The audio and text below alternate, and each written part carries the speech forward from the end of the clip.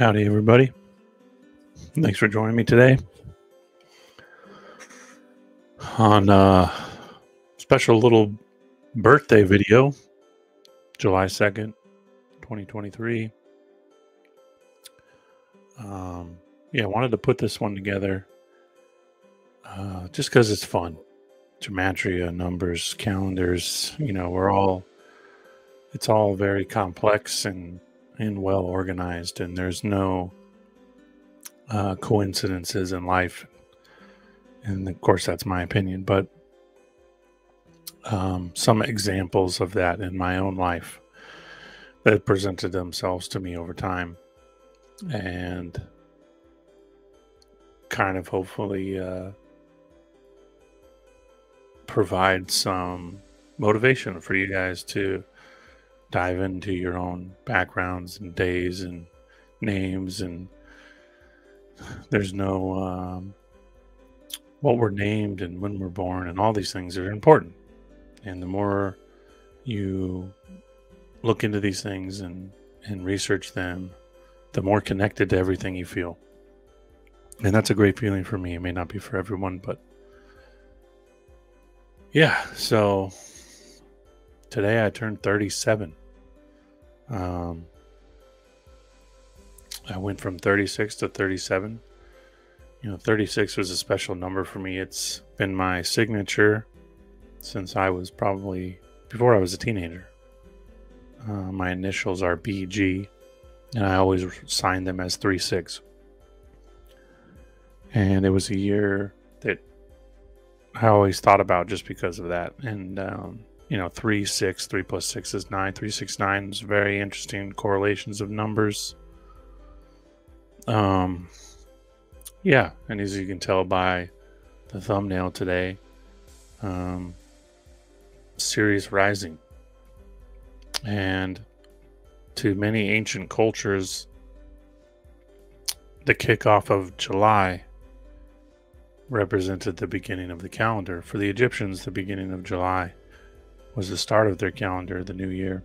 And it also represented the flooding of the Nile, the helical rising of the star Sirius, the dog star. The dog days are the warmest days of the year. Of course, that's prominent in the northern hemisphere, but that equatorial range, or the latitudinal range that is along Giza, is represented by this date. Now it's shifted over time because naturally the rising, or the dog days, slowly move their way closer to August. But it's considered, a month-long period or so. And yeah, there are so many fascinating correlations to the date, and things that I just over time became more interested in and invested more time into. And yeah, and I don't think there's a coincidence to that. Sirius, when you look at the Masonic symbology, correlates very closely with this, as does the pyramid and the capstone, as you see in the thumbnail, of course. My name being Ben. And when you trace the Ben back through Jewish language and eventually Egyptian mythology and symbolism, you'll find yourself at the Bennu bird and the benben stone. Both separate symbols, but respectively very similar. And you'll see the phoenix encased around the rising of Sirius, the dog star, there on the thumbnail. And the Bennu bird was the Egyptian correlation to the phoenix. And the symbology of the Bennu bird was very interesting. And, it had long legs and was able to keep its body out of the swamp. And very symbolically was kind of a correlation to our experiences here on Earth, and kind of how they described what it was to be a human, and the concept of perfecting the human, and basically this life was an incarnation, a physical vessel for you to inhabit, which to experience a material realm. We'll get a little farther into the Sirius explanation, um, but yeah, um, I wanted to show, kind of another correlation was the stairway to heaven and Jacob's ladder, representing a very similar thing, and this will get us back looping backwards into the lodestone concepts as well. To start this video off, again, I want to thank you all for being here and joining me. Wasn't sure if I was going to have time to make this video, but here I am. For anyone that's familiar with gematria and assigning numbers to letters, it's very ancient, and my full name breaks down to the number 88 in geometrical reduction. Kind of kicked off part of my fascination with raw and radium, and it's just there's so many things that correlate. But to start off, I want to talk about sacred stones. Make the relation there. We'll talk about Sirius, the Christ symbology of Sirius. Perhaps was it the Star of Bethlehem, and were the Magi, the magicians, the Druids, were they Celtic? Yeah. So your time is precious. Let's get right into sharing some articles, and I'm going to go as long as I can. My youngest is taking a nap right outside my door, and as soon as he wakes up, we're going to call it a show. I'm just grateful that I even had the time to do this with you guys. So real quick, we're going to jump into an article from the early 1900s, 1909, I believe, and then we're going to kind of bounce around, and we're going to end talking about Sirius, the dog star, the dog days. We'll mix this in a little bit with the founding of America, July 4th, July 2nd, right? The Declaration of Independence was drafted on my birthday and then put into law on July 4th. And we're going to do a special July 4th stream. So make sure you're there. I'm going to try and do it live. That's my goal, but we're going to see. Got a busy week going on. And we're going to talk about who was celebrated, whose holiday was July 4th before the founding of America, or Independence Day as it's known. Well, there was a Tartar king in America, and he was celebrated as his holy day on July 4th all the way until the late 1800s, believe it or not. And we're going to connect him with ISIS, corn worship, and many other things. But yeah, so here we are. We're going to talk about the benben stone, the lodestone, the capstone, its relations to Christ symbolically, what the Christ is. Jesus was a man, Christ is a state of mind. And, Cain and Abel, left and right hemispheres, material mind, subconscious mind. These are the dualistic natures of things that are very, very important symbols to me. And yeah, I'll show you a little bit of my overlay there. So like I was saying, July 2nd is my birthday here, and it is the 183rd day of the year. In the Egyptian heliacal rising beginning of the year, it was considered the fulcrum of the year. Similar to the idea of the solstice, which is 11 days prior. 11/11 is really important. These twin pillars, right? There's 182 days ascending and descending from the capstone. 182 days climbing from January 1st, Janus 1st, the first month of the year. These things are all related to the stars and time and everything. They have been doctored and tampered with, but it's still kind of a sacred science. And mythology is really important. So we've climbed 182 days, and we're now at the fulcrum, or the apex, of our calendar. We are now descending back towards the end of the year, 182 days the other direction. And this correlated with the heliacal rising of Sirius, the flooding of the Nile, and the dog days, the month that comes post this date of the hottest days of the year. Again, this is particular to this latitudinal range we're discussing, but the symbology, nonetheless, is very important. And what Sirius represented to the Egyptians, right? It was the single eye. It was the brightest fixed star in the sky. The wandering stars, as they called them, were assigned, they were like gods, like deities. And, their cosmology is very similar to the Aztecs, and which is very interesting in the mind. And we'll get more into that as we get cross over from the Mediterranean, the Etruscans, the Atlantean stuff I'm talking about. And we'll get more into that and show the correlations. But very interesting. So, yes, so we're at the 183rd day. We're at the apex of the calendar today. An important symbol for me. And we'll stop sharing this really quick, and I'll kind of share some things about me, right? So my tattoos are the same on my whole body.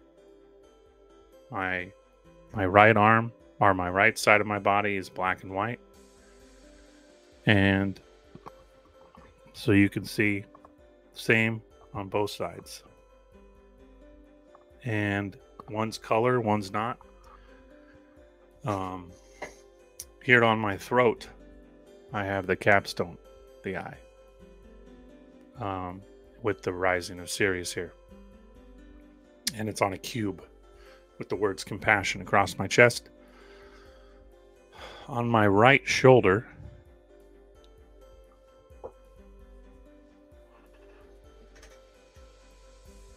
I don't know how easy this is to see, but you're going to see here. This work I've completed about 15 years ago. So it's been on my body a long time before I even knew a lot of this stuff.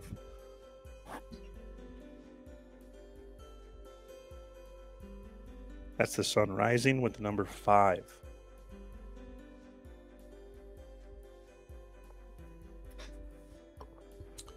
And I've had dreams about the Giza Plateau since I was young, oddly enough. And yeah, so the number 5 is related to the cubit and their sacred form of measure.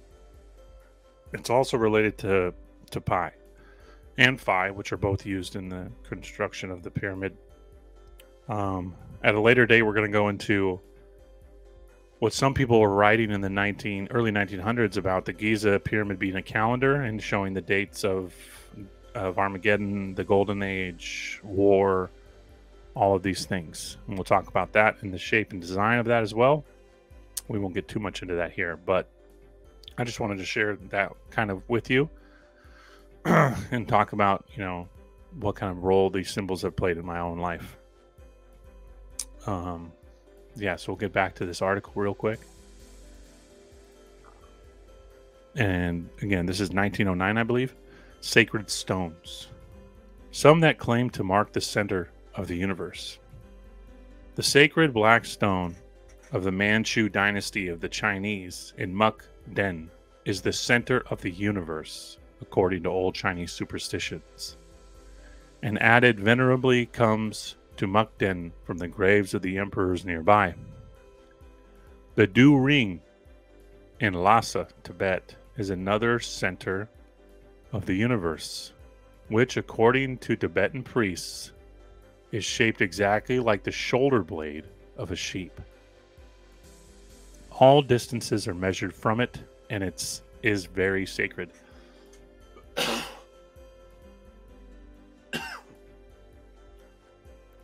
Another center is the Kaaba in Mecca, a dirty black stone let into the wall of the most sacred mosque and polished every year by the lips of thousands of worshippers. The Arabic word for stone, hagar, appears in scriptural writings as a proper name. The Mecca pilgrimage is a hajj, and those who have taken it are known as haji. Even so sane a people as the ancient Greeks came pretty near worshiping a stone, the omphalos, or center of the earth at Delphi. The Romans set up a stone of great consequence in Rome, but for purposes of measurement, not worship, and so the London stone of today is used. Now, Greenwich Mean Time, and that prior to the Greenwich Time Calendar, the calendar was set in Giza. It's always been based on these stones, and it's incredibly important to think about, and it's interesting why. And what and why the rings of Atlantis, the original temple in the center of Atlantis, the center of Earth, the center of the world, the center of Atlantis, was also a black stone, a lodestone, and it was called the first king of Atlantis. Now, these lodestones are magnetic stones. They create magnetic fields, strong magnetic fields, and the capstone of the pyramid of Giza that said when replaced will kick off a golden age was also a lodestone, magnetic stone. And perhaps Giza, I'm sure it serves many, many purposes, but one of them perhaps being an amplifier of the magnetic stone placed atop. But yeah, so you can still, perfect. Okay, we're going to hop around here. This is a post I made that'll be in the description, kind of just sharing some examples of how this worldwide religion of sorts. Now, these stones were assigned deities, they were gods. And Julian Jaynes, one of my favorite authors, has an interesting theory about stone worship. And he correlates it to some kind of event that the analog eye, or the self eye, the conscious mind, in fact, didn't exist until something happened. And before that, there was no inner dialogue. The gods and priests were speaking in a schizophrenic way to an inner voice, and they were getting actual direction from an inner voice. And you could relate this kind of to the concept of Babylon and the scattering of races and the creation of different languages, right? Because there was no language. It was an internal kind of psychic deliverance. And that he says the benben stone, the worship of the magnetic stone, came after this age when people were looking for the voice. They couldn't find the voice of God anymore. And these magnetic stones spoke. And they provided them with instruction. Build here, wander here, go there. Yeah, it's incredibly interesting. And these stones pop up all over the world and are worshipped by these people as living entities, as gods, the voice of God. And, the voice of God technology that exists today, that I'm sure some of you are familiar with, is very much relying on these magnetic currents and how they're manipulated. It's very similar to these lodestones. And telluric currents and all these things are related to this. But I'm just going to read a few of these examples here. This image here. Let's see if I can hop out and just make this bigger. That doesn't help any. This symbol here, the benben or omphalos stone, is the central piece of worship in many cultures. Above is the benben of God, Amun. Below is the benben of Byblos, placed inside the temple. So this one right here is the benben god of Amun, and then this one below it is the benben god of Byblos, placed inside the temple, deemed the seed of life. Now remember that, because we're going to read an article from the 1700s in America where they describe magnetism, the lodestone, and what that means as far as consciousness. At least in the 1700s, what they thought it meant. Was the stone part of a comet that had seeded life on Earth? Was it the contents of the Ark of the Covenant? Very interesting ideas. Zozer's step pyramid was the first resurrection machine to be built by the ancient Egyptians. It expressed the belief that mankind's mission in life was to transform himself, which would warrant access to the afterlife, the abode of Osiris, beyond creation and beyond the physical universe. The bottom here, depictions of two benben omphalos stones. In Egypt, the benben stone was deemed to be pointed and placed in relation to the deceased. Now, this is very interesting because it correlates not only with the obelisk, but with the pagoda as well. The symbology is very much a part of this as well, and it had to do with the deceased. Trees were planted, and they also represented the same kind of symbology. Now, was the tree of life speaking to the original inhabitants of Earth? Don't know, but it's the symbology said so. In Greece, the benben stone was named the omphalos, phallic worship, and Om, the energetic vibratory relation of the word Om, as well as the electrical conduit representation of Om, as well as the omphalos, the phallus worship. Incredibly interesting, right? The phallus stone, the penis itself and phallic worship, right? It's just the iron rod, cathode and anode, impregnation of material and electrical matter. It's very interesting. Again, the correlations here run very deep, but they are endless. In many traditions, including the Book of Revelation, the Shitya stone was said to be white, as was the sacred black stone at Mecca, before the kisses of the faithful supposedly turned it black. But the whiteness of this stone has to be doubted, because the term being used in Revelations is lukos, which can also mean brilliance, and so the reverence to whiteness probably referred to the stone shining, the shining one. Again, the single eye in the capstone symbology, the terms here have a lot of overlay. But the stone did not physically shine. This was simply a reference to the Shitya being a sunstone, just as the omphalos and the benben were sunstones. Again, the sunstone, the prevalence of the sunstone, the falling of the vapor canopy, the loss of the giant trees, right? The stars and the moon and the sun didn't exist for many ages and appeared after some kind of event. Probably the fall of this inner dialogue and the exposure and creation of not only the analog eye, but the subconscious mind. But since the Shitya was said to have been the foundation stone in the Temple of Jerusalem, and these various sacred stones all seem rather similar, it does seem possible that a sunstone of some nature may have once resided in the Jerusalem temple. Jesus Ias, being an Egyptian prince and king in exile, was an heir to these same great and ancient traditions, which included the veneration of the benben omphalos stone. This is why Simon Boethus, the father of Mary Magdalene, was called Shita in the Talmud, a reference that firmly links the veneration of the sacred Shitya benben omphalos sunstones with the family of Jesus and with the temple. Now at the bottom here, a figure, right? This is the omphalos of Delphi, a 4th century BC copy of the original.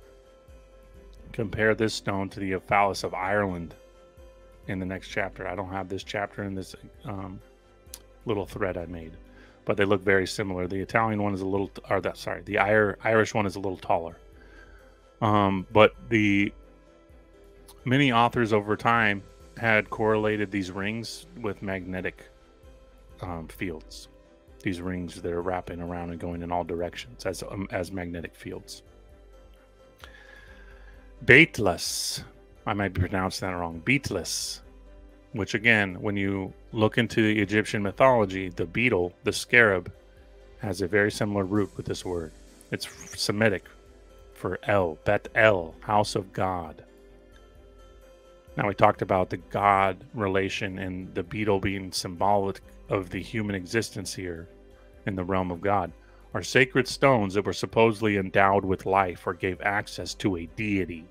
Both are important to remember there. According to ancient sources, at least some of these objects of worship were meteorites, which were dedicated to the gods or revered as symbols of gods themselves.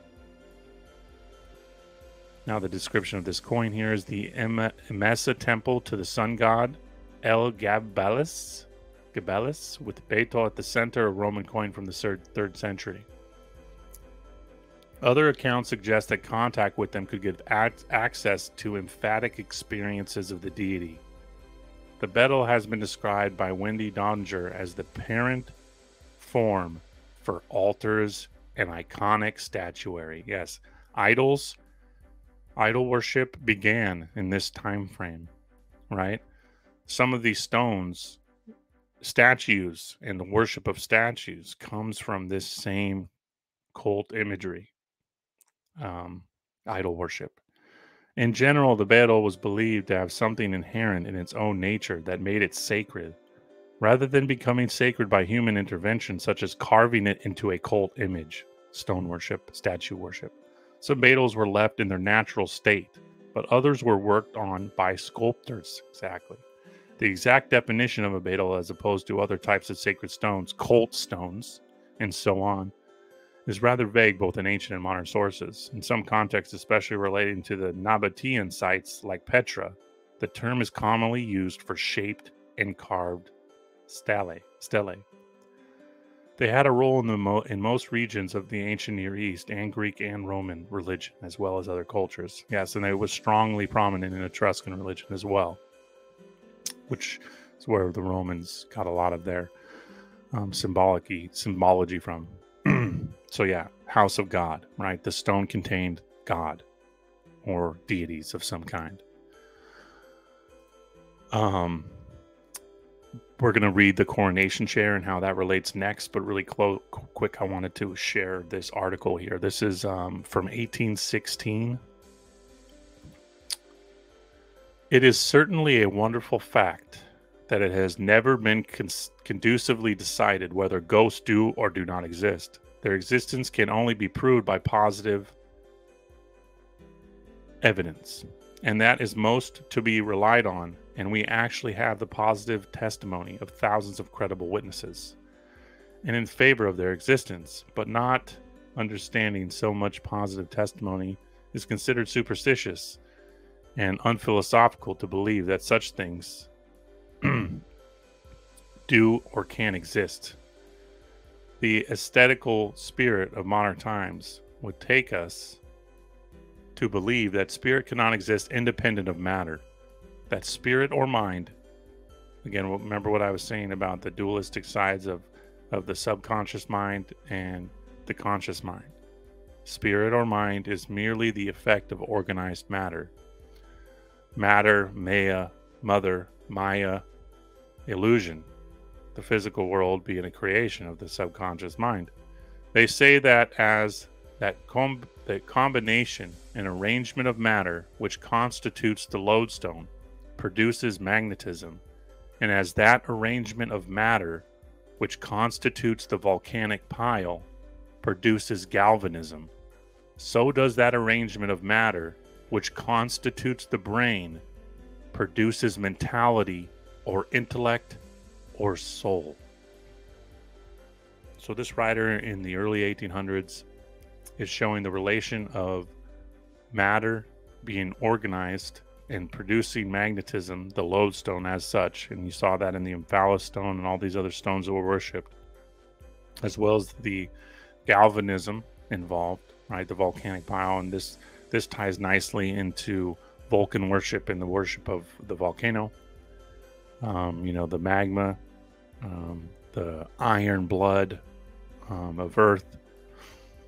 But yeah, so really important there. So does that arrangement of matter which constitutes the brain, produces mentality or intellect or soul. Such is the opinion of modern physiologists who include the agency, and even deny the existence of the eternal spirit, and attribute all the phenomenon of nature to the operation of the laws of matter.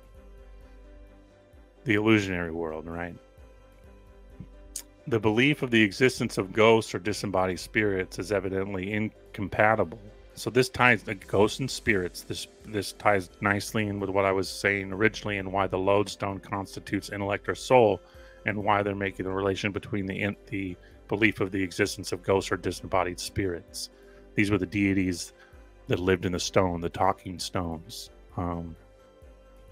Yeah, and the correlation I made between perhaps the fall of Babel and the tower and mentality, and the getting instructions from a singular God, that when that event happened and the conscious mind became conscious, and humans were capable of having a conscious mind and an inner dialogue and inner analog self, to which, that voice in your head that you have a conversation with regularly, every day, all day long. Maybe not all day long, but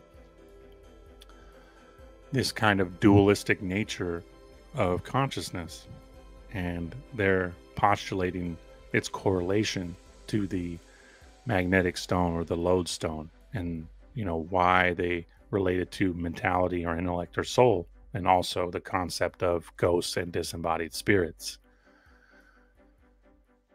The positive testimony of thousands yields to the authority of the wild and certain speculations of an atheistical philosopher. It is remarkable that no systematic effort has ever been made to accumulate such evidence of the existence of ghosts as might be relied on. It may be said that the establishment of such a belief would be injurious to society by creating unnecessary fear and anxieties, but on the other hand, it appears to me that it would prove what has never yet been proved, that the soul is immortal. Yeah, absolutely. I mean, just that I could probably read this like 10 times and, not even touch the surface of what we could uncover and talk about in this article, but that the soul is immortal. Much has been written in order to prove this great fact, but there is not a conclusive argument in favor of immortality of the soul upon record. But revelation alone could we ever know that the soul is immortal. But if I apologize, this is the older the articles get, the worse they can be to read. But if the something could be established satisfactorily that the spirits of men are seen after they are deceased from the body, if it is rendered certain that spirit can and do exist independent of matter, even the philosopher would then admit that spirit is immortal because it could not be destroyed or in any manner affected by the operations of matter, and because it would be irrational to conjecture that spirit possesses an inherent tendency to dissolution. Now, it's just like the concept that nothing dies, it just transmutes itself into some other energy form. And the spirit, I would say, definitely is a perfect example of that. And the Egyptians had been saying this, as I mentioned earlier in this video. They're representations of the purpose of life, and the resurrection machine that is the pyramid. It's a very interesting concept. Again, the capstone being reunited and bringing the device back into function. If instead of conclusive arguments in favor of the existence of the soul independent of the body, and if its immortality, the pious authors have filled their pages with evidence of undeniable and uncontroversible fact, their labors had not been in vain. Let mankind be convinced of the existence of a single ghost, and it is impossible for them to, again, the Holy Ghost, right? Think about it, right? The analog eye, the Holy Ghost. Very interesting overlaps here. Where was I? Let mankind can be convinced. Okay. And it is improbable for them to deny that spirit is distinct from and independent of matter. Absolutely. The Egyptians' stories of the sleep state and the soul leaving the body while the body rests. I mean, there are so many strong correlations to this. That the operations of matter cannot affect its existence. That it possesses no inherent property of dissolution, and consequently that it is mortal. That it is immortal, immortal. Immortal. Since it is evident that an inquiry into the existence of ghosts is so immensely important, it is truly wonderful that the subject has scarcely ever undergone serious investigation. I believe the existence of ghosts can be proved incontrovertibly, and I believe that the proof of that single fact is alone sufficient to overturn all the theories and wild hypotheses of infidel philosophy. So yeah, so much to say there. And obviously the concept of disembodied spirits and ghosts and reincarnated, that's a story as old as time. But the correlations there between the sacred stone, the lodestone, intellect, mentality, and the soul being related to not only that, but magnetism and their relations to ghosts and disembodied spirits, as well as the fact that these magnetic stones or lodestones were said to inhabit gods, and they were worshipped as such. Now, the first king of Atlantis was a stone, and the rings correlate to the magnetism of the stone.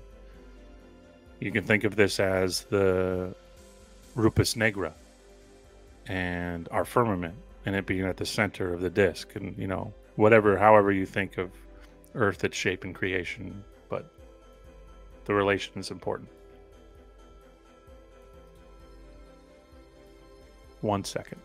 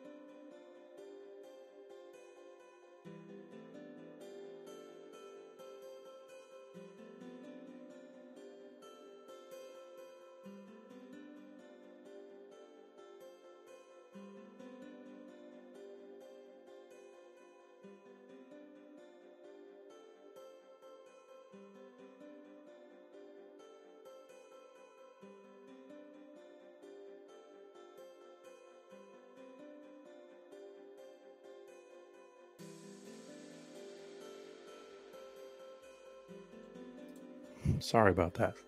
And we're back. So, really quick, I'm going to go over the coronation chair Jacob's head rested upon. If you're not familiar with the coronation chair, it's a chair that sits upon a lodestone. And you see the sword and the lion, Ion. Now, the energetic and symbology here is incredibly important. You even have the pyramid shape here. You have the 4-leaf clover, but the sword is the important symbol. The story of King Arthur and the sword and the stone, relate very much to this concept. But as a quick overview, the chair known as St. Edward's has been in use since 1296. At least it was brought to England in that year. It was stolen from Scotland. Yeah, from the kings of Scotland. It had been used for the purpose since very ancient times. Since it was brought to England, it has been kept in Westminster Abbey, and every ruler of England has been crowned in it. Under the seat is a board supported by 4 lions, the 4 pillars, the Ion, the symbology of the lion, the Ion, again, the energetic nature of this reality of matter. What constitutes the lodestone, as we were talking about, the galvanism, the energetic battery, the energy put through a lodestone is the source of intellect, spirit. Very interesting. No. So the seat, again, on this rests the famous Jacob's stone, or stone of destiny, on which Jacob's head is said to have rested when he had the visions of seeing the ladder which ascended to heaven. This stone was originally the royal chair of Ireland. Now remember what I was talking about with the Emphalis stone of the Irish. There is a tradition that a descendant of the Scottish kings will always reign in the country possessing this chair. Now, this is really interesting when you look at the lineage of the kings of England. There is a tradition that a descendant of the stone is said to have been taken to Spain by Cathal. Funny that name, Cathal, like cathode, king of the Scots, but was brought back to Ireland by Simon Breach about 700 years before Christ. The gods themselves gave this stone to the Scottish people with the promise that a scion of their race should always reign over the land, which retained possession of this relic of antiquity. Sir Walter Scott gives the following history of this stone. Fergus, son of Eric, probably a descendant of Simon, was driven out of Ireland and landed in 508 BC on the coast of Argyllshire in Scotland, bringing the stone with him. Later on, it was brought by King Kenneth of Scotland to Scone Castle, and the Scottish kings were crowned on it from that time till Edward destroyed the royal residence and took the stone to England, where it has remained ever since. There was a belief in former times that the chair gave forth musical sounds when the rightful heir was seated thereon, but was mute when a usurper was crowned. This stone is doubtless a relic of meteoric origin, as many have maintained, but is a block of red sandstone containing an unusual amount of iron. It was once carved, gilded, and painted, but these decorations have entirely disappeared.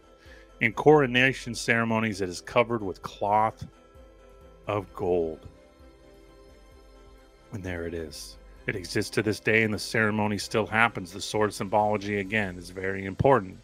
The concept of King Arthur and the Sword of the Stone is the same thing.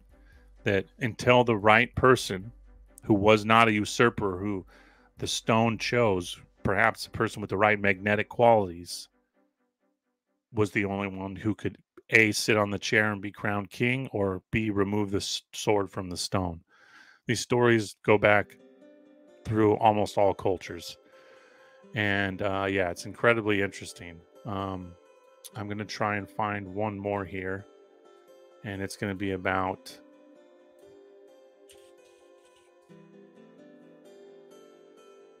It's going to be about the obelisk in...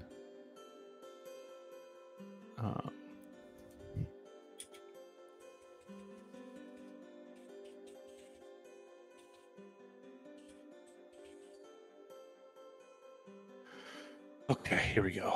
So this is an article from 1880. Now, remember what we were saying about the meteoric stones and their worship, right? The Christian at work has made the marvelous discovery after reading the inscriptions on the obelisk. Remember the obelisk? The obelisk was also an Omphalos stone. Okay, its capstone originally was said to be made of a lodestone or a meteoric stone, the top of the obelisk. The inscription on the obelisk is designed for Central Park, that the original home of the Egyptians was in the Yucatan or Mexico. They reached the Nile by traveling up the Pacific coast of North America, crossing at Bering Strait, traversing Asia, and landing in Egypt. We presume there is some mistake about this. Now, what's interesting is that when you look at the iconography of Mexico, you find it a million Egyptian overlays. I've talked about Queen Mu, her correlation with Isis, how her original home was in the Yucatan, and she fled after persecution to the Mediterranean. Now, the Mississippi was also known as the Great River, or the Nile, and symbolically Egyptian. Some of the oldest mummies and iconography of Egyptian kind is found up the Mississippi Delta. And we'll get into that as we explore more of my Anomalous America show. Mississippi episode is due out this week for those who have been waiting. I know it's been a long break from that. I apologize, but we'll get there. So again, what we meant to say was that the Egyptians got here from the moon on an aerolite thrown off during a volcanic eruption. We hope to hear that this is fact. Again, very interesting. A man translated the obelisk in Central Park and said that it told the story of how the Egyptians landed in the Yucatan, their first home, on an aerolite or a lodestone from the moon. And remember, all these old cultures said that these lodestones were meteorites from other worlds. Here I mentioned to you the dates. Interesting how many days I've been alive. 13,514. How insanely close that is to pi. 1.34, 1.351. I mean, the numbers are there. It's incredible. I'm 444 months old. For anyone interested, this is Gematrinator, their calendar. It's really interesting. I've used this for famous people and all kinds of dates. It's amazing the correlations and some of the numbers you get. Again, 33 was my gematrial date. That's on my chest above the capstone eye symbology I have that I have already just showed you.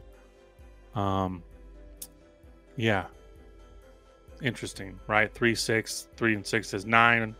To transitioning into 3, 7, 3 and 7 is 10, right? Now 3, 6, 9 is interesting because in base numbers, right, there are no numbers after 9. It just restarts. So 10 is really 1. So it's kind of like a reset, starting back over, which is interesting to me. Hopefully you're finding this video interesting. Really quick, this is a article from the New York Herald, 1921. It's a Masonic article describing the symbology that exists on the dollar bill. Yeah, really, really good. I'm only going to read one part of this. You'll find a post for it later on down the road. But you can see the history of the reverse of our seal, explanation of the shield. But yeah, I wanted to zoom in on this part right here. The reverse of the seal of the United States bears at the top the motto Annuit Septis, which means God has prospered or endeavors. The eye in the triangle is an ancient symbol of God and was intended as such by the designers of our seal, who referred to it as the overseeing God and the eye of providence. Watching over our country, it also forms the capstone or head of the pyramid, which is the traditional symbol of the spiritual man. Remember what we were talking about with the idea of the lodestone, galvanism, electricity, cathodes and anodes, positive and negative, the dualistic nature of the conscious and subconscious mind, matter, that the intelligence and all of these things are impregnated in the stone by electrical energy. And this, you find the same overlap, the spiritual man, the subconscious mind, made in the image and likeness of God, i.e. Christ, and them that are Christ's. Right? Jesus was a man. Christ was his state of mind. Before the original design for the reverse of the seal was adopted in 1782, the lines of the pyramid in the sketch were corrected by Charles Thomson, then Secretary of State, to correspond with those of the Pyramid of Giza in Egypt. When the four sides of the pyramid are conceived of as prolonged indefinitely, the symbol is used to represent the infinity of the spiritual universe as created by God. As man is created in the image and likeness of God, so the headstone of the pyramid is a perfect model for the entire structure, and being the capstone or head of the corner, it is perforce rejected until the rest of the structure is prepared to receive it. Again, it is rejected until the rest of the structure is prepared to receive it. This is kind of the divine self, that you can't come to an understanding of your godhood, your enlightened state, until the rest of the structure is prepared to receive it. The 13 courses of stone typify the 13 original states. The motto Novus Ordo Seclorum is explained on the shield and indicates that the founders of our nation, with divine illumination, discerned that the birth of America dated a new era in progress of man's redemption of his birthright as a child of God. The seven-pointed star is a biblical symbol for Christ, who said, "I am the root and offspring of David and the bright and morning star." My father's name, my middle name is David, and again, benben. And yeah, so that's only a part of it here, but you can get kind of the gist of, now that people will say the Illuminati and all of these things, but you spend enough time, you can't be scared of Masonic teachings, and these things were far more discussed pre-World War I. It was widely discussed. And here you see the light of the body is the eye. If therefore thine eye be single, the whole body shall be full of light. Now the single eye was known as the subconscious mind, and the two eyes were known as the material mind, right? With two eyes, you see the material world. With the two eyes, the material world comes into view. When you close your eyes, the single eye, the subconscious mind is enlightened, and you can communicate with the subconscious through that, right? The concept of melatonin being released when the eyes are closed in a dark state, the dream state. The Egyptians have such a magical way of describing these things, same things that exist today. You know, take of it what you will. There's meat and there's bones with anything, and you gotta, you know, chew through it all to find the good and the bad, and really all of these things are going to speak differently to everyone. The reality, as it's stated here earlier, what I just read, was that the capstone will never show itself until the rest of the body is prepared to receive it. So you can think of the capstone will return to the Giza pyramid when Earth is ready to receive it. And the intelligence or the device or whatever, however you think of it, right, a representation of the human body, will experience another kind of golden age, so to say. And the golden age, again, very interesting. It relates again to the Garden of Eden, to man absent of the subconscious mind. The analog self didn't exist, right? Schizophrenia is a perfect example. This exists today. People with schizophrenia have a continual internal voice that can be good and can be bad, provides all kinds of crazy direction, good and bad. And the whole world before this age was, quote, schizophrenic, at least how it would be described by Julian Jaynes. And so Sirius rising, right? That was the thumbnail that you're looking at, and why I made that correlation, right? Because not only does the capstone and the symbologies of it, but it correlates very much to the helical rising of Sirius and the relation between our sun and Sirius. So to end this, we're going to finish off with this. This is an article from 1918, I believe, 1917, something like that. And it's called Sirius, the Star of Bethlehem. The theory of Professor Forbes and Service refuted Kepler's hypothesis unintendable. Star in the east must have been a magician, a Magian star. Were the Magi or wise men Celtic druids? Now, I don't have time to go through this whole article. Leave in the comments if you would like me to read this whole article. I will do so, and I'll make a completely separate video for that, as it will take me at least half an hour to read this whole article. And we're 53 minutes into this episode. Holy smokes. Okay, so really quick. The Star of Bethlehem is a theme of wondrous power. It has fascinated sages of the East and philosophers of the West. It has been discussed these 1900 years by men of varying minds with a freshness that never fails. It excites a glow of fervid love in the breast of the saint. It kindles the dying embers of hope in the soul of the sinner. It is the ray of heaven's own light to the afflicted. It beckons the prodigal back to the Father's home.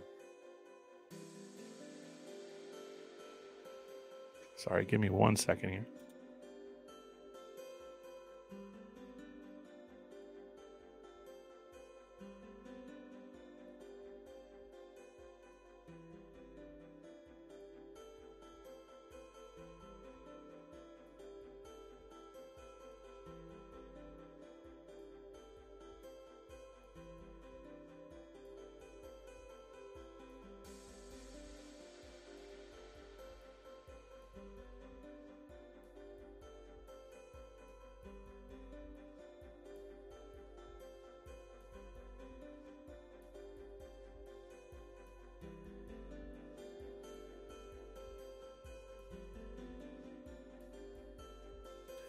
Apologies.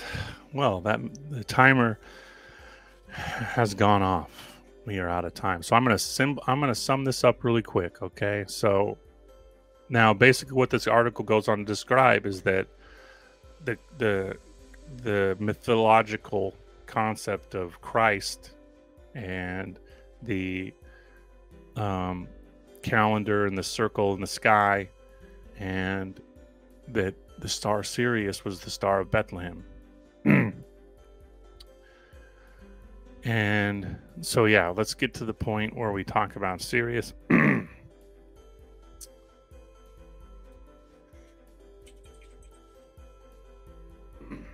Again, my apologies there with my voice. There is one star which fulfills all the conditions. A, it was in a special sense the Magi star. It is a periodical time. Its revolution is indefinite length. It was in the sign of Pisces at the birth of our Lord. I believe we can find a peculiarity by which it would be called his star. How funny is that? His star, his story, his star. That star was Sirius, the brightest in the firmament of heaven, the brightest fixed star. The etymology of the word magi is involved in much doubt. It is generally supposed to be primary a Persian word, but the Persian is only a form of the original. Our word magus, of which magi is plural, it is but the Latin rendering of the Greek magos, the Persian of which is probably maz. Maize, corn. Again, so many overlays here, is cognate of maj in major, mag in magus, and meg in magus. It is an intensitive and means much or all. In Ahura Mazda, Persian name for God, it means all wise or all powerful. Now, the Ahura Mazda and the worship of the flame, the garters of the flame, and the Magi. Now, what's really funny and an odd correlation here is MAGA, M-A-G-A, Make America Great Again. The MAGA were the Magi, secret society. They were known as the MAGA, and they were called the All-Wise. And they were like the priests of Ahura Mazda, the keepers of the flame. Very interesting that, no coincidence, I'm sure, that Trump chose that symbology there.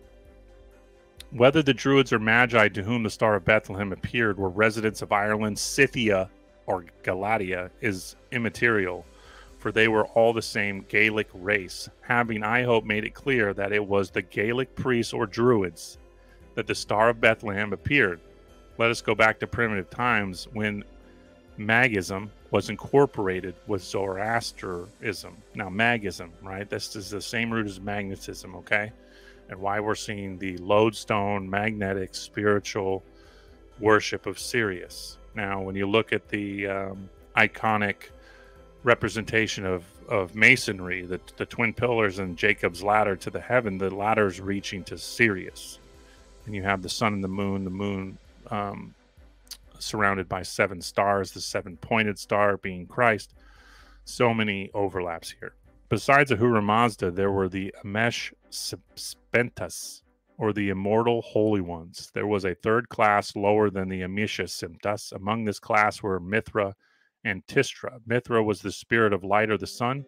Tistria was the spirit of the brightest star in the firmament, or Sirius. Ultimately, Mithra became associated with Ahura Mazda and placed almost on an equality with him.